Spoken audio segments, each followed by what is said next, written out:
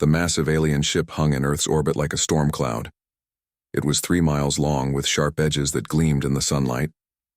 Smaller ships buzzed around it like angry wasps. After 3 days of silence, they finally sent their message to every screen on Earth. People of Earth, we are the Varaxian Empire. We have claimed 17 star systems. You will be the 18th. By our ancient laws, you may surrender now or choose one warrior to face our champion in combat. You have 1 Earth day to decide. Inside the United Earth Defense Headquarters in Geneva, 20 world leaders sat around a large table. Their faces showed fear, anger, and confusion. We should surrender, said the French president. We've all seen the reports. Their weapons can destroy our cities in seconds. Never, the Nigerian general said, slamming his fist on the table. Humanity does not bow. Admiral Ellen Porter stood up. At 62, her gray hair was cut short, and her blue uniform showed many medals. The Varaxians follow their combat traditions strictly. According to our intel, they have never broken their word after a duel. If we win, they will leave. And how do we win? Asked the Chinese premier. Their champion is Zarthal, undefeated for 300 years. He has 6 arms, each with a different energy blade. No human can defeat that. A quiet voice came from the back of the room. I can. All heads turned. A man stood by the door. He wasn't tall or muscular. He wore simple jeans and a faded blue shirt. He looked about 35 years old with short, brown hair and calm green eyes. Who are you? How did you get in here? Demanded the security chief. Admiral Porter raised her hand. I called him. This is Jack Daniels. The room filled with confused whispers. Jack is a fencing teacher from Ohio, Porter explained. He's also former Special Forces with the North American Union. A fencing teacher? The Brazilian president laughed. We need our best military fighter, not someone who teaches rich kids to wave foils around. Jack didn't seem bothered by the comment. He walked to the center of the room. The Varaxians have technology we can't match, he said in a quiet voice that somehow made everyone lean forward to hear. But technology isn't everything in a fight. He has 6 energy blades, the Russian defense minister said. What do you have? Jack reached behind his back and pulled out a sword in a plain black sheath. He placed it on the table. It was a katana, with a simple handle wrapped in dark blue cloth. The metal of the blade looked old but well cared for. My grandfather made this, Jack said. He learned from his father, who learned from his father before him. The room fell silent, then erupted, in angry voices. This is a joke. We're talking about Earth's survival. He wants to fight space aliens with a sword? Admiral Porter's voice cut through the noise. I've reviewed Mr. Daniels's file. He has won 17 international martial arts competitions. He served 8 years in special operations. 4 of those years are still classified. She looked around the room. I've also studied every record we have of Varaxian duels. They have rules. They have patterns. They have weaknesses. Jack nodded. They rely on their extra arms and technology. They've never faced humans before. They don't know what we can do. The South Korean president stood up. What makes you think you can win? Jack didn't answer right away. He picked up his sword and held it, not showing off, just holding it like it was part of his arm. Varaxians have been the strongest species in their part of space for 1,000 years. No one has challenged them. No one has forced them to adapt. He looked up. Humans have been killing each other since we picked up the first rock. We've never stopped finding new ways to fight. The room was quiet again, but different this time. A few people nodded. I still think this is crazy, the German chancellor said. But what choice do we have? 3 hours later, Earth sent its answer to the Varaxian ship. They would not surrender. They would send a champion. The aliens responded quickly. The duel would take place on neutral ground, Luna Base Alpha on the moon. Each side could bring 10 witnesses. The duel would be in 2 Earth days. Jack spent those 2 days in a small room at the Space Center. He watched videos of Varaxian duels that Earth spies had collected. He practiced movements that looked strange to the guards watching him. He didn't swing his sword hard or fast. Instead, he made tiny movements, over and over, while breathing slowly. His childhood friend, Lily Gonzalez, visited him. She was now one of Earth's top scientists studying alien biology. "I brought the scans of Varaxian anatomy," she said, placing a tablet on the table. "Their nerve clusters are different from ours. Their reaction time is twice as fast as humans." Jack studied the images. "Look at their balance. 6 arms but only 2 legs. Their center of gravity is higher than ours." Lily frowned. "Jack, you sure about this? No one will blame you if you back out." He smiled at her. "Remember when we were kids and those 3 bullies cornered you after school? You jumped in even though they were bigger than you," she said. "You got a black eye and a broken rib, but they never bothered you again," Jack said. "Some fights are worth taking, even when you might lose." The day of the duel arrived. A small shuttle took Jack and the Earth delegation to the moon. Luna Base Alpha was built 5 years ago as a neutral meeting place for different alien species. Its main dome had a clear ceiling showing the stars and Earth hanging in the black sky. The Varaxians were already there. They stood 7 feet tall with gray-green skin that looked like armor. Their 4 eyes glowed yellow. Each had 6 arms coming from their broad chests. Zarthal stepped forward. He was even taller than the others. Scars covered his body like badges of honor. He looked down at Jack and made a sound like rocks in a blender. Varaxian laughter. "This is your champion," he said through a translator device on his chest. "A small creature with a metal stick?" Admiral Porter stood beside. "Jack, this is our champion. Are you ready to begin?" Zarthal spread his 6 arms wide. Each hand held a different colored energy blade, weapons that could cut through steel like it was paper. "I have ended 342 duels," Zarthal said. "None lasted more than 2 minutes. I will make yours quick, human, out of respect for your courage." Jack said nothing. He simply bowed slightly and drew his sword. The simple metal blade looked dull next to the glowing alien weapons. The duel was about to begin. Earth's fate rested on the shoulders of one man with a sword facing an alien with 6 deadly energy blades. But Jack wasn't worried. The alien didn't know what he was about to face. Humans had been perfecting the art of killing for thousands of years. It was time to show the galaxy what that meant. The duel arena was a flat circle 50 feet wide in the center of Luna Base Alpha. The floor was made of a strange blue metal that hummed softly. Around the circle, 20 witnesses stood watching, 10 humans and 10 Varaxians. The air felt thick with tension. Jack stood at one end of the circle, his simple katana held loosely at his side. He wore no armor, just his regular clothes, jeans, boots, and a plain white t-shirt. His face showed no fear, just deep focus. Across from him, Zarthal activated all 6 of his energy blades. Each one glowed a different color, red, blue, green, purple, orange, and yellow. They hummed with deadly power. The alien's 4 yellow eyes narrowed as he studied the human. "Begin when ready," said the neutral alien judge, a small blue creature with tentacles for arms. Zarthal didn't wait. He rushed forward with shocking speed, all 6 blades moving in different patterns. It looked impossible to defend against. The Varaxian observers clicked their teeth in approval. The humans held their breath. But when the blades reached where Jack had been standing, he wasn't there anymore. With a movement so small and quick it was hard to follow, he had shifted 2 feet to the left. He hadn't jumped or rolled. It was as if he simply decided to be somewhere else.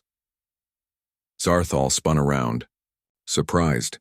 "Lucky dodge," the translator on his chest said. He attacked again, this time more carefully. 3 blades came from above, 2 from the sides, and 1 thrust straight forward. Again, Jack wasn't where the attack landed. This time, as he moved, his sword flashed once. It barely seemed to touch the alien's lower right arm, but suddenly that arm couldn't hold its energy blade. The weapon clattered to the floor and disappeared. A murmur went through the watching crowd. Zarthal looked at his arm in shock. There was a thin cut where Jack's sword had touched him, not deep, but placed exactly where a nerve cluster connected to his hand. Impossible, the alien growled. No one can see Varaxian nerve paths. Jack didn't respond. His face remained calm, his breathing steady. He held his sword in the same relaxed position, point down, grip loose. Angry now, Zarthal launched his famous attack, the Hexagon of Death. His 5 remaining blades spun in a complex pattern while he moved forward and sideways at the same time.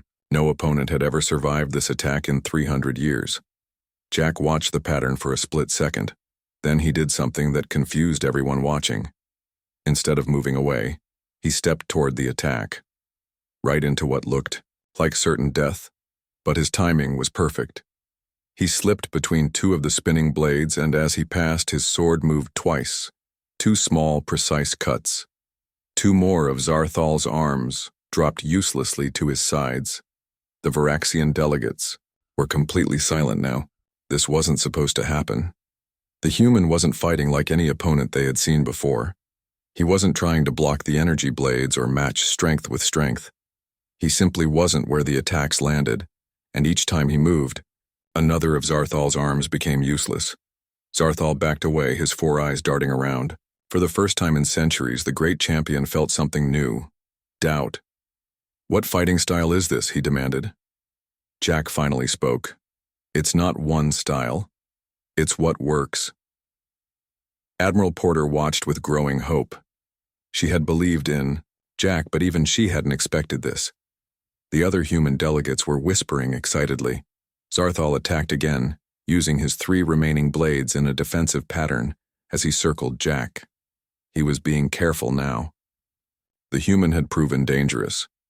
Jack stood still, just turning slightly to keep facing the alien. His eyes never left Zarthal, but he didn't seem to be looking at the energy blades. Instead, he was watching the alien's feet, his center of balance.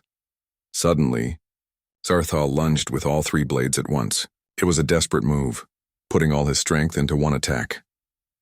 Jack didn't try to dodge this time. His sword came up, not to block but to touch the floor right where Zarthal was about to step. The metal made a small spark against the strange, blue floor material. The floor under Zarthal's foot lit up with a small electric charge. It wasn't strong, but it was enough to make the alien's leg twitch at exactly the wrong moment. His balance shifted unexpectedly. In that split second of imbalance, Jack moved. His sword flashed 3 times, so fast it was almost invisible. Each cut was placed with perfect precision on the remaining arms. Zarthal's last 3 energy blades fell to the ground and vanished. The Varaxian stood there, all 6 arms now hanging useless. Dark green blood dripped from the small, precise cuts. None of the wounds were deep or life-threatening. They were surgical, cutting only what needed to be cut. "How?" Zarthal asked, his voice no longer confident. "How did you know the floor material would react to your blade?" Jack shrugged. "I didn't for sure, but I noticed the hum when we entered. Lily told me Varaxians have metal in their leg bones. I took a chance." Lily Gonzalez, watching from the human side, smiled. Their late-night study sessions had paid off. "You have not defeated me yet," Zarthal said, though he could no longer hold a weapon. "A Varaxian does not surrender." Jack nodded. "I know." He stepped forward, sword raised. The alien braced himself for the killing blow. The Varaxian observers leaned forward, waiting to see their champion die with honor. Instead, Jack carefully placed the tip of his sword against the floor and bowed deeply to Zarthal. "I acknowledge your skill and courage," he said. "There is no need for either of us to die today." The alien stared at Jack, confused. In 300 years of duels, no one had ever shown mercy. Victory always ended in death. "You could kill me," Zarthal said. "I could," Jack agreed. "But humans have learned something in our long history of fighting each other. Sometimes the greatest victory is knowing when not to kill." The Varaxian delegates began clicking and hissing to each other. This was not how duels ended in their culture. The neutral judge looked confused, its tentacles waving nervously. Admiral Porter stepped forward. "By the terms of the challenge, our champion has disarmed yours. Zarthal can no longer fight. The victory belongs to Earth." The head of the Varaxian delegation, a massive alien with ornate armor, studied Jack for a long moment. Then he made a gesture that the translator interpreted as agreement. "The human has won," he announced. "By our ancient laws, we will leave this system in peace." Zarthal looked at Jack with all four eyes. "In 300 years, no one has defeated me. No one has shown mercy. You are different." Jack sheathed his sword. "Humans usually are." As the human delegates celebrated, Zarthal did something unexpected. He bowed to Jack, a gesture he must have learned from watching the human. "I would learn from you," the alien said quietly. "Your way of fighting, your way of mercy." Jack nodded. "I'd be happy to teach you." As they left the arena together, human and alien side by side, something new began. Not just peace between two species, but understanding. The Varaxians had come to conquer. They left as students, eager to learn from the strange humans who fought with ancient metal but showed the wisdom of the stars. 6 months passed since the duel on Luna Base. Earth had changed in many ways. Alien ships now visited regularly, bringing trade and knowledge instead of threats. The Varaxian Empire, once feared across 17 star systems, had become Earth's strongest ally. Jack Daniels returned to his small fencing school in Ohio. He turned down offers for movies, books, and speeches. He didn't want fame. He just wanted to teach. His school had changed, though. Once he taught mostly local kids and a few adults. Now people from all over Earth waited months for a chance to learn from him. His waiting list had over 2,000 names. Jack kept his teaching simple. He didn't have fancy equipment or a big building, just a converted barn with a wooden floor and plain walls. New students often looked disappointed when they first arrived. They expected something more impressive from the man who saved Earth. On a cool autumn morning, Jack was teaching a class of 12 students. They practiced basic movements, the same ones he had used his whole life. No fancy tricks, just perfect control of balance and position. "Fighting isn't about being stronger or faster," Jack told them, as they repeated the same simple cut for the 20th time. "It's about being exactly where you need to be, exactly when you need to be there." The door to the school opened. Everyone turned to look. 3 Varaxians stood in the doorway. Their 7-foot frames barely fit through the human-sized entrance. The student stepped back nervously. Even though Varaxians were now allies, seeing 3 of the large aliens up close was still scary. Jack recognized the one in the middle immediately. Zarthal's scars were unmistakable, though his wounds from their duel had fully healed. Beside him stood 2 younger Varaxians, their skin a lighter green and with fewer scars. "Jack Daniels," Zarthal said through a small translator device. "I hope we do not interrupt your teaching." Jack bowed to the aliens. "Not at all. We welcome you." The students looked at each other with wide eyes. The great Zarthal himself was in their small school in Ohio. "Class is dismissed early today," Jack told his students. "Practice the movement 50 more times before our next session." After the excited students left, Jack made tea in simple cups. The Varaxians had to sit on the floor because the chairs were too small for them. "What brings you to Earth?" Jack asked. "I thought you were helping reform the Varaxian combat schools." Zarthal's 4 eyes blinked in sequence. "I have been. For 6 months I have taught what I learned from our duel. Some listen, others resist change." He gestured to the 2 younger Varaxians. "These are my best students, Krell and Vosh. They wish to learn directly from you." Jack raised his eyebrows. "You want me to teach Varaxians?" "If you are willing," Zarthal said. "They have come far to learn." Jack studied the young aliens. They looked eager but nervous. "Why?" he asked them. "Why come all this way?" The one named Krell spoke first. "In our history, no Varaxian has ever lost a formal duel and lived to learn from it. Zarthal is the first. This means everything must change." Vosh nodded. "For 1,000 years we have conquered because we could, because we were stronger. Now we know strength is not enough." Jack considered their words. It couldn't have been easy for proud warriors to admit this. "I'll teach you," he said. "But you must start at the beginning, like any student." Zarthal produced a large metal case. He opened it carefully. Inside was his famous energy blade handle, the weapon of a Varaxian champion. "This is my highest honor," Zarthal said. "I give it to you as payment for teaching." Jack shook his head. "Keep your blade. Students don't pay me with weapons. They pay me by learning well." The three Varaxians looked confused. In their culture, such a gift could not be refused. "Then, what do you require?" Zarthal asked. Jack smiled. "First, help me build a bigger practice hall. My current one is too small for Varaxians." The aliens agreed eagerly.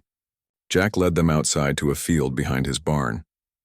"This is where we'll build it. We'll start tomorrow." Lily Gonzalez pulled up in her car just as they were finishing their plans. She was now Earth's ambassador to the Varaxian Empire, though she still found time to visit her old friend. "I see they found you," she said, walking up to the group. "I told them you'd probably say yes."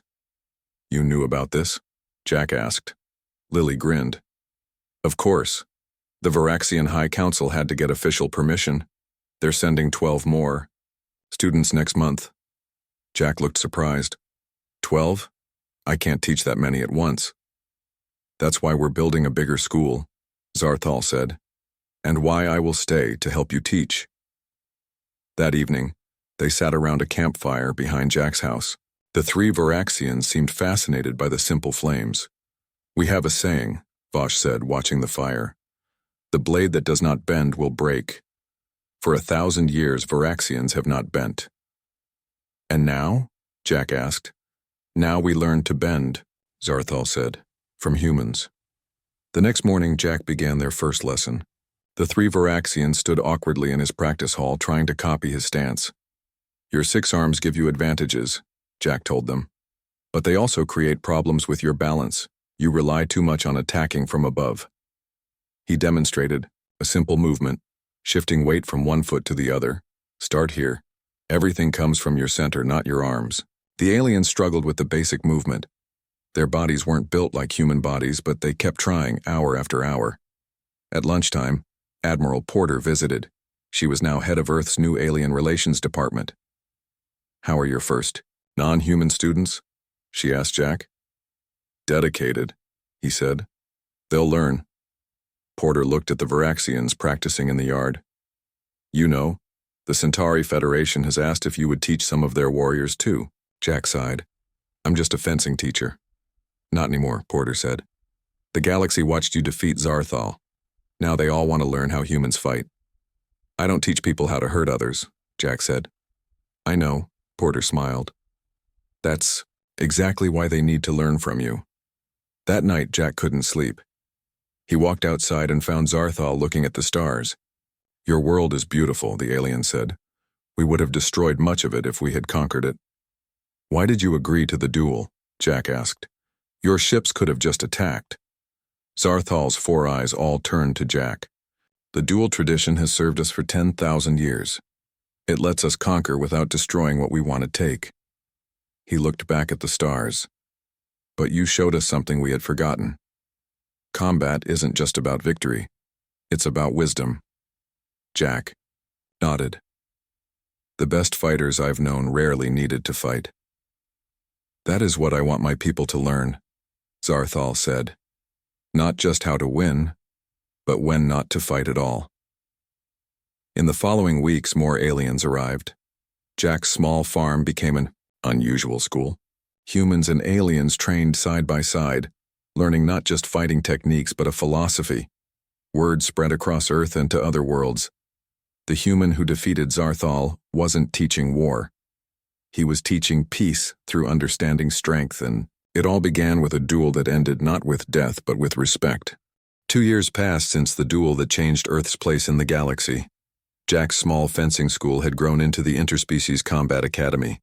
The wooden barn was replaced by a large building with training areas for beings of all shapes and sizes. Students came from 12 different planets to learn. On a warm summer morning, Jack walked through the academy grounds. Humans trained alongside aliens, all following the same basic principles he had always taught. In one area, a group of 4-armed Centauri practiced balance exercises. In another, Tall, thin Nalari worked on precision movements with their long limbs. Jack stopped to watch Zarthal teaching a class of mixed species. The once proud Varaxian champion now spoke with patience and wisdom. Your strength means nothing if you cannot control it, Zarthal told his students. Your weapons mean nothing if you do not understand when to use them. Jack smiled. Zarthal had become his best teacher and closest friend. Lily Gonzalez joined Jack as he watched the class. She was now the head of Earth's Galactic Relations Department. The Galactic Council meeting is tomorrow, she reminded him. They still want you to speak. Jack frowned. I'm not good at speeches. You don't need to be, Lily said. They just want to hear from the human who changed everything. The next day, Jack stood before the Galactic Council in the new space station orbiting Earth. Representatives from 32 spacefaring species sat in a large circle. Jack felt uncomfortable in his formal clothes. He preferred his simple training clothes. The head of the council, a tall blue alien named Zeltor, introduced him. This human single-handedly changed the balance of power in our galaxy. Before his duel with Zarthal, the Varaxian Empire was expanding unchecked. Now they lead peace efforts. We wish to understand how this happened. Jack took a deep breath. He had never spoken to such an important group. I'm just a teacher, he began. I didn't do anything special. A ripple of translator devices echoed his words in many languages. You defeated the greatest warrior in the galaxy with a primitive weapon, said a reptilian council member. That is very special. Jack shook his head. The weapon doesn't matter. What matters is understanding. He walked to the center of the room. For thousands of years, humans fought each other. We became very good at it. But the more we fought, the more we learned that fighting rarely solves problems. The council members leaned forward, listening closely. The Varaxians conquered because they could. They were stronger, with better weapons. But they never needed to understand their enemies. They never had to adapt. Jack looked around the room, meeting the eyes of each species. Humans had to adapt, constantly. We had to understand each other to survive. That's what I used against Zarthal. Not strength, but understanding. The reptilian council member hissed softly. But how did you defeat his 6 energy blades with a simple metal sword? Jack smiled. By not fighting the way he expected. By knowing his balance was different from mine. By seeing the patterns in his fighting style. Zeltor tapped a long finger on the table. And now you teach these secrets to others, even Varaxians? They're not secrets, Jack said. That's what everyone misunderstands. It's simply knowledge gained through thousands of years of human conflict. We learned the hard way that the greatest victory isn't defeating your enemy. It's turning your enemy into a friend. After the council meeting, many representatives approached Jack. They all wanted him to teach students from their worlds. Jack agreed to as many as the academy could handle. On the shuttle back to Earth, Admiral Porter sat beside Jack. She was older now, her hair completely gray, but her eyes were still sharp. You've become quite the diplomat, she said. Not bad for a fencing teacher from Ohio. Jack looked out the window at the blue curve of Earth. I never wanted any of this. I know, Porter said. That's why you were perfect for it. A month later, the academy hosted its first graduation ceremony. 50 students from 8 different species had completed the 2-year program. They stood in perfect formation in the main training hall, each wearing the simple gray uniform of the academy. Jack walked along the line, looking at each student. Humans stood beside Varaxians, Centauri next to Nalari, species that once fought, each other now trained together. You came here to learn how to fight, Jack told them. I hope you're leaving with the wisdom to know when not to. Zarthal joined Jack at the front of the room. The alien's scarred face had become familiar to all the students. In Varaxian tradition, graduation is marked with a blood ritual, Zarthal said. But we have learned new traditions here. He held up a simple wooden sword, similar to the ones the students trained with. This represents not what you can destroy, but what you can build. Not who you can defeat, but who you can help. Each student received a wooden sword. To many species, it seemed like a simple object, but they had learned its deeper meaning. That evening, Jack sat on the porch of his house. It was still the same small farmhouse he had lived in before the duel. He had refused to move to a bigger place despite his fame. Lily joined him carrying 2 cups of coffee. "Did you ever think it would turn out like this?" she asked. Jack watched the sunset. "Never. I just wanted to save Earth." "You did more than that," Lily said. "The Varaxian Empire has officially ended its conquest policy. They're releasing control of 3 star systems." Jack nodded. "Zarthal told me. He's leading the transition team. From Galactic Conqueror to Peace Ambassador," Lily laughed. "All because you showed him mercy in that duel." They sat quietly for a while, watching the stars appear. Jack thought about how much had changed because of one fight that didn't end. In death. "The Academy has applications from 5 new species," Lily said eventually, "including the Dravik. They've never sent anyone off their world before." "We'll make room," Jack said. A shooting star crossed the sky. Once, humans looked up at the stars with fear, wondering what threats might come from them. Now they looked up with hope. In his small farmhouse in Ohio, the man who changed the galaxy sipped his coffee and planned tomorrow's lessons. He would start the new students with the same basic movement he always taught first. The simplest shift of weight from one foot to the other, because everything important, from swordplay to peace between worlds, began with understanding your own balance. Across the galaxy, a new phrase had entered many languages. When facing a difficult opponent, people now said, "Be careful, they fight like humans." It wasn't about strength or speed or weapons. It was about understanding, adaptation, and knowing when victory meant not striking at all. And it all began with a duel that changed everything.